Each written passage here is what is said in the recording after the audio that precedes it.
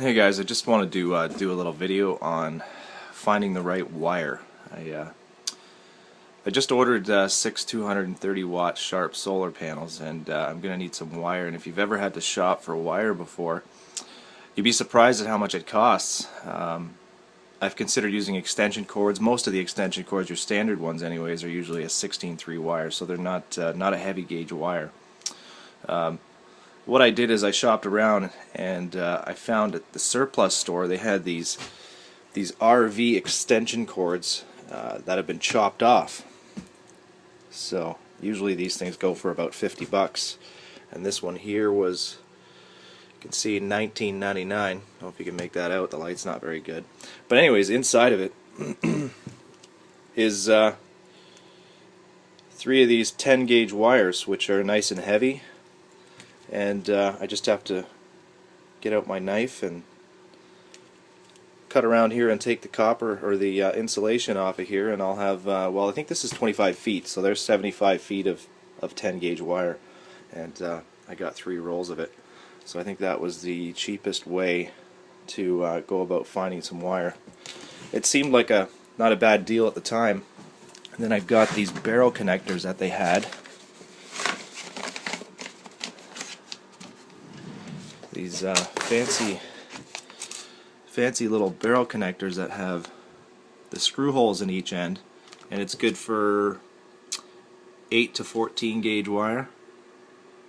And then it's got the little fancy shrink tube there, so I can run that out to the tracker, because it's probably about 50 feet away, and with 2 panels on the tracker over there, I guess I'm going to need about 200 feet all the way over. So for now, there's not much sun today. I haven't done a video on the 2 panels that are up there, but there's 2 65 watt BP solar panels up there and 1 40 watt monocrystalline. That's actually sort of working on a different system. It's right now charging the cordless mower. So sorry about the shakes, it's early in the morning, I need to eat. So that one's charging the mower. You can see the mower 13.5, so it's pretty much full. It was raining this morning, so there's not a whole lot of sun right now. I have my my battery switched over, my panel switched over to my battery bank down here, and then just running some lights off the old inverter. Got to mount this switch somewhere, a little remote switch that came with that thing, and it's running that lamp and that compact fluorescent bulb. But anyways, I've got to run all the way across the yard, down along the garden here,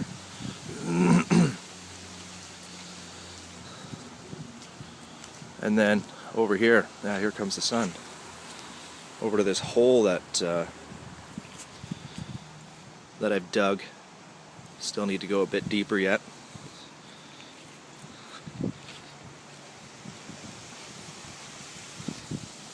So anyways, that's about 50 feet.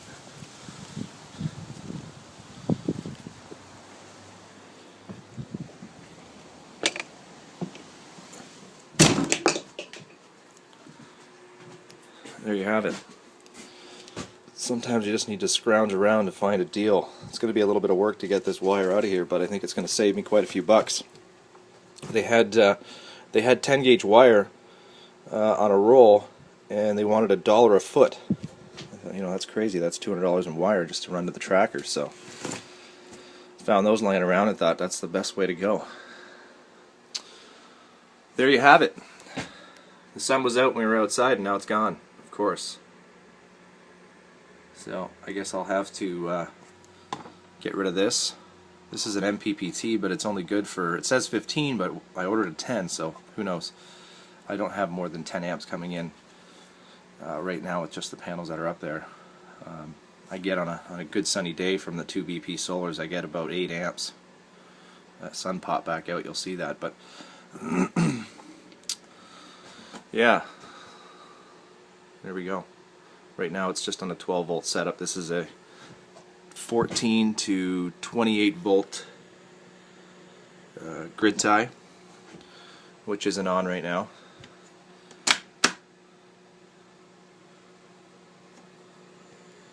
See it sync up.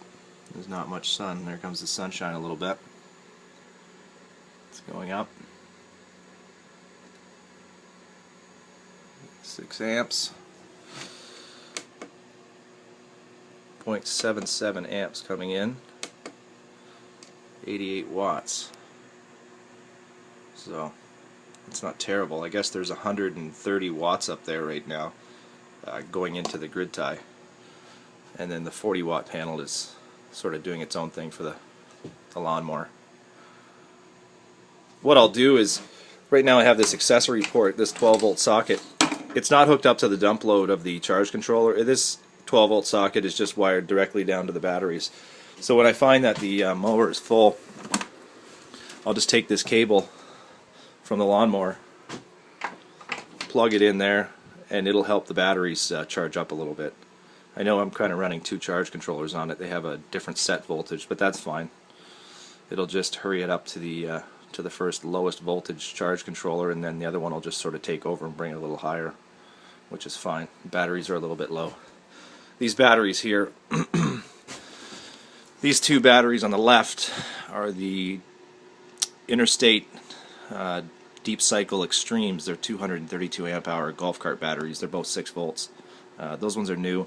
These ones here, a friend of mine had to replace the batteries in his golf cart, so these are not good batteries.